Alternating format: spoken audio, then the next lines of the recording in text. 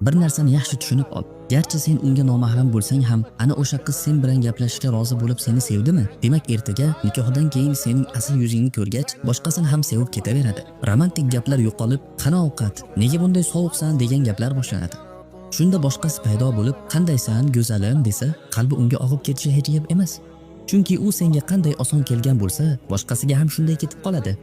Mana shunday nikohdan oldingi sevgi ko'plab oilalarning buzilishiga sabab bo'lyapti. Ular bir-birimizni yaxshi ko'ryapmiz, keyin oila quramiz, hozir men uni xulqini o'rganyapman deyishadi. Bularning barchasi mug'ombirlikdan boshqa narsa emas. Aslida sen uning axloqini bila olmaysan. U ham seni bila olmaydi. Sen o'zingni bezatib ko'rsatasan. U ham shunday. Bu haqiqiy xulq-atvor emas.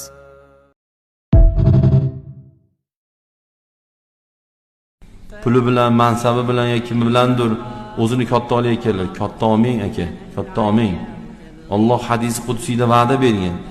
Kim o'zini katta olsa, men uni sindiraman degan Alloh. Alloh xor qilib qo'yadi.